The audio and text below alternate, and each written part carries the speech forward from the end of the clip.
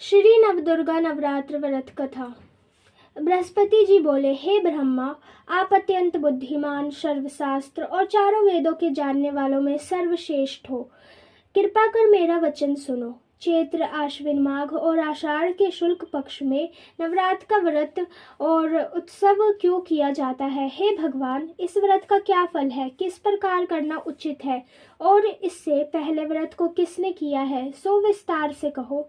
बृहस्पति जी का ऐसा वचन सुनकर ब्रह्मा जी कहने लगे कि हे बृहस्पति, प्राणियों का हित करने की इच्छा से तुमने बहुत अच्छा प्रश्न किया है। जो मनुष्य मनोरथ पूर्ण करने वाली दुर्गा, महादेव, सूर्य और नारायण का ध्यान करते हैं, वे मनुष्य धन्य है। यह नवरात्र व्रत संपूर्ण कामनाओं को पूर्ण करने वाला है। इसके करने से पुत्र चाहने वाले को पुत्र, धन चाहने वाले को धन, विद्या चाहने वाले को विद्या और सुख चाहने वाले को सुख मिल सकता है। इस व्रत के करने से रोगी मनुष्य का रोग दूर हो जाता है और कारागार में बंद हुआ मनुष्य बंधन से छूट जाता है। मनुष्य की तमाम आपत्तियां दूर हो जाती है और उसके घर में संपूर्ण संपत्तियां आकर उपस्थित हो जाती है। वंध्या और काक वंध्या के इस व्रत के करने से पुत्र पैदा हो जाता है। समस्त पापों को दूर करने वाले इस व्रत के करने से ऐसा कौन सा मनोरथ है जो सिद्ध नहीं हो सकता? जो प्राणी इस आलस्य मनुष्य की देह को पाकर भी नवरात्रा का व्रत नहीं करता है, वह माता पिता से हीन हो जाता है, अर्थात उसके माता पिता मर जाते हैं और उनके अनेक दुखों को भोगता है। उसके शरीर में कुष्ठ हो जाता है और वह अंगहीन हो जाता है।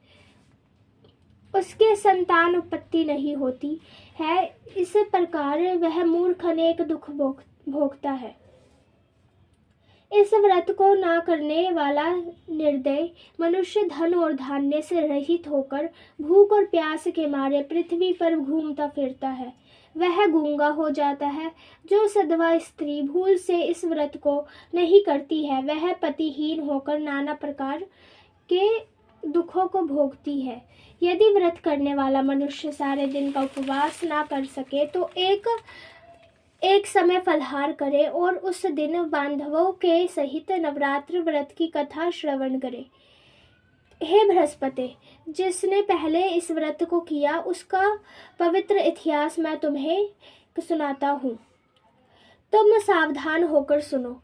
इस प्रकार ब्रह्मा जी का वचन सुनकर बृहस्पति जी बोले, हे ब्रह्मा, मनुष्य का कल्याण करने वाले इस व्रत के इतिहास को मेरे लिए कहो। मैं सावधान होकर सुन रहा हूँ। आपकी शरण में आए हुए मुझ पर कृपा करो।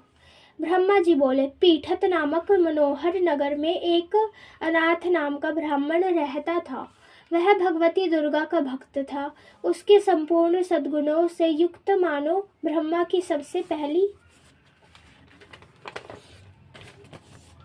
रचना हो ऐसी, अर्थात नाम वाली सुमति नाम की एक अत्यंत सुंदर पुत्री पैदा हुई। वह कन्या सुमति अपने पिता के घर बालकपन में अपनी सहेलियों के साथ क्रीड़ा करती हुई इस प्रकार बढ़ने लगी जैसे शुक्ल पक्ष की कला बढ़ती है।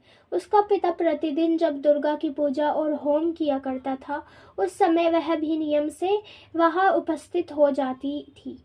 एक दिन वह सुमति अपनी सखियों के साथ खेलने में लग गई और भगवती के पूजन में उपस्थित नहीं हुई। उसके पिता को पुत्री की ऐसी असावधानी देखकर क्रोध आया और पुत्री से कहने लगा, हे दुष्ट पुत्री, आज प्रभात से तूने भगवती का पूजन नहीं किया है।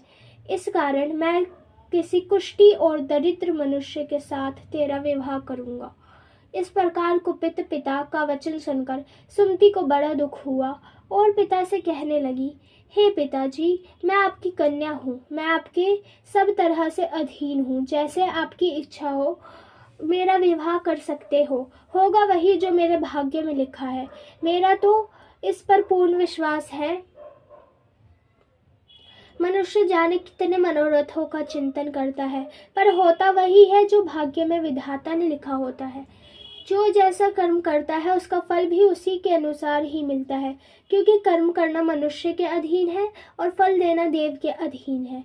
जैसे अग्नि में पड़े हुए त्रिनेत्री उसको अधिक प्रदीप्त कर देते हैं, उसी प्रकार अपनी कन्या के ऐसे निर्भयता से कहे हुए वचन सुनकर ब्राह्मण को और अधिक क्रोध आया। तब उसने अपनी कन्या का कुष्टी के साथ विवाह कर दिया और अत्यंत क्रोध होकर पुत्री से कहने लगा, जाओ, जल्दी जाओ, अपने कर्म का फल भोगो, देखे भला भाग्य के भरोसे रहकर क्या करती है। इस प्रकार से कहे हुए पिता के कटु वचनों को सुनकर सुमति मन में विचार करने लगी, अहो मेरा बड़ा दुर्भाग्य है जिससे मुझे ऐसा पति मिला। इस तरह अपने दुख का विचार करती हुई वह सुमति अपने पति के साथ वन में चली गई और भयावने कुशायुक्त उस स्थान पर उन्होंने रात बड़े कष्ट से व्यतीत की। उस गरीब बालिका की ऐसी दशा देखकर भगवती पूर्व पुण्य के प्रभाव से प्रकट हुई। सुमति से कहने लगी, हे दीन ब्राह्मणी, मैं तुम पर प्रसन्न हूँ, तुम चाहो सो वरदान मांग सकती हो, मैं प्रसन्न होने पर मनवांछित फल देने वाली हूँ। इस प्रकार भगवती दुर्गा का वचन सुनकर ब्राह्मणी कहने लगी कि आप कौन हो जो मुझ पर प्रसन्न हो, यह सब मेरे लिए कहो और अपनी कृपा दृष्टि से मुझ दीन दासी को कृतार्थ करो। ऐसा ब्राह्मणी का वचन सुनकर देवी कहने लगी कि मैं आदि शक्ति हूँ और मैं ही ब्रह्मा, विद्या और सरस्वती हूँ। मैं प्रसन्न होने पर प्राणियों का दुख दूर कर उनको सुख प्रदान करती हूँ। हे ब्राह्मणी, मैं तुझ पर तेरे पूर्व जन्म के पुण्य के प्रताप से प्रसन्न हूँ। तुम्हारे पूर्व जन्म का वृतांत सुनाती हूँ, सुनो। तू पूर्व जन्म में निषाद भील की स्त्री थी और अति पतिव्रता थी। एक दिन तेरे पति निषाद ने चोरी की। चोरी करने के कारण तुम दोनों को सिपाहियों ने पकड़ लिया और ले जाकर जेल खाने में बंद कर दिया। उन लोगों ने तेरे को और तेरे पति को भोजन नहीं दिया। इस प्रकार नवरात्र के व्रत दिनों में तुमने ना तो कुछ खाया और ना ही कुछ जल पिया। इसलिए 9 दिनों तक नवरात्र का व्रत हो गया। हे ब्राह्मणी, उन दिनों में जो व्रत हुआ, इस व्रत के प्रभाव से प्रसन्न होकर तुम्हें मनोवांछित वस्तु दे रही हूँ। तुम्हारी जो इच्छा हो सो मांगो। उस प्रकार दुर्गा के कहे हुए वचन सुनकर ब्राह्मणी बोली, अगर आप मुझ पर प्रसन्न हैं तो हे दुर्गे, मैं आपको प्रणाम करती हूँ। कृपया कर मेरे पति के कोढ़ को दूर करो। देवी कहने लगी कि उन दिनों में जो तुमने व्रत किया, उस व्रत के एक दिन का पुण्य अपने पति का कोढ़ दूर करने को अर्पण करो। मेरे प्रभाव से तेरा पति कोढ़ रहित और सोने के समान शरीर वाला हो जाएगा।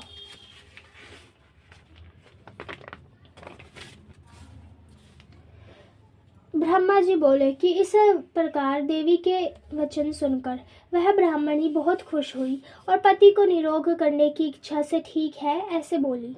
तब उसके पति का शरीर भगवती दुर्गा की कृपा से कुष्ठहीन होकर अति कांति युक्त हो गया, जिसकी कांति के सामने चंद्रमा की कांति भी अक्षीण हो जाती है। वह ब्राह्मणी पति की मनोहर देह को देख देवी को अति पराक्रम वाली समझकर स्तुति करने लगी। हे दुर्गे, आप दुर्गति को दूर करने वाली, तीनों जगत का संताप हरने वाली, समस्त दुखों को दूर करने वाली, रोगी मनुष्य को निरोग करने वाली, प्रसन्न होने पर मनवांछित वस्तु देने वाली और दुष्ट मनुष्य का नाश करने वाली हो। तुम ही सारे जगत की माता और पिता हो। हे अम्बे, मुझ अपराध रहित अबला को मेरे पिता ने कुष्ठी मनुष्य के साथ विवाह कर मुझे घर से निकाल दिया। उनकी निकाली मैं पृथ्वी पर घूमने लगी। आपने ही मेरा इस आपत्ति रूपी समुद्र से मेरा उद्धार किया है। हे देवी, मैं आपको प्रणाम करती हूँ, मुझ दीन की रक्षा करो। ब्रह्मा जी बोले कि हे बृहस्पति, इसी प्रकार उस सुमति ने मन से देवी की बहुत स्तुति की। उससे की गई स्तुति सुनकर देवी को बहुत संतोष हुआ और ब्राह्मणी से कहने लगी, हे ब्राह्मणी, तेरे उच्छलाक नाम का अति बुद्धिमान, धनवान, कीर्तिमान और जितेंद्रिय पुत्र शीघ्र ही होगा। ऐसा कहकर वह देवी ब्राह्मणी से फिर कहने लगी, हे ब्राह्मणी, और जो कुछ तेरी इच्छा हो सो वही मनवांचित वस्तु मांग सकती है। ऐसा भगवती दुर्गे का वचन सुनकर सुमति बोली कि हे दुर्गे, आप मेरे पर प्रसन्न हो है तो कृपा कर मुझे नवरात्र व्रत की विधि बताइए। हे दयावती, जिस विधि से नवरात्र व्रत करने से आप प्रसन्न ऋण होती है, उस विधि को और उसके फल को मेरे से विस्तार से वर्णन करें। इस प्रकार ब्राह्मणी के कहे वचन सुनकर दुर्गा कहने लगी कि हे ब्राह्मणी, मैं तुम्हारे लिए संपूर्ण पापों को दूर करने वाली नवरात्र विधि को बतलाती हूँ, जिसके सुनने से तमाम पापों से छूटकर मोक्ष की प्राप्ति हो जाती है। अश्विन मास के शुक्ल पक्ष की प्रतिपदा से लेकर 9 दिनों तक विधि पूर्वक व्रत करे। यदि दिन का व्रत ना कर सके तो एक समय भोजन करे। पढ़े लिखे ब्राह्मणों से पूछकर घट स्थापना करे और वाटिका बनाकर उसको प्रतिदिन जल से सींचे। महाकाली, महालक्ष्मी और महासरस्वती इनकी मूर्तियां बनाकर उनको नित्य विधि सहित पूजा करे और पुष्पों से विधि पूर्वक अर्घ्य दे। बिजोरा के फूल से अर्घ्य देने से रूप की प्राप्ति होती है और जायफल से कीर्ति और दाख से कार्य की सिद्धि होती है। आंवले से सुख और केले से भूषण की प्राप्ति होती है। इस प्रकार फलों से अर्घ्य देकर यथा विधि हवन करे। खाड़, घी, गेहूं, शहद, जौ, तिल, बिल्व पत्र, नारियल, दाख और कदम्ब इनसे हवन करे।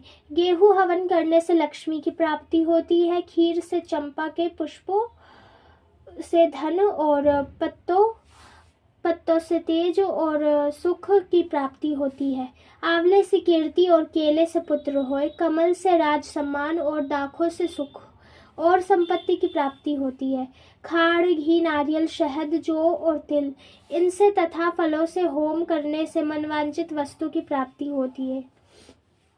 व्रत करने वाला मनुष्य इस विधान से होम कर आचार्य को अत्यंत नम्रता के साथ प्रणाम करे और यज्ञ की सिद्धि के लिए उसे दक्षिणा दे। इस महाव्रत को पहले बताई हुई विधि के अनुसार जो कोई करता है उसके सब मनोरथ सिद्ध हो जाते हैं। इससे तनिक संशय नहीं है। इन 9 दिनों में जो कुछ दान आदि दिया जाता है उसका करोड़ों गुना फल मिलता है। इस नवरात्र के व्रत करने से ही अश्वमेघ यज्ञ का फल मिलता है। हे ब्राह्मणी, इस संपूर्ण कामनाओं को पूर्ण करने वाले उत्तम व्रत को तीर्थ, मंदिर अथवा घर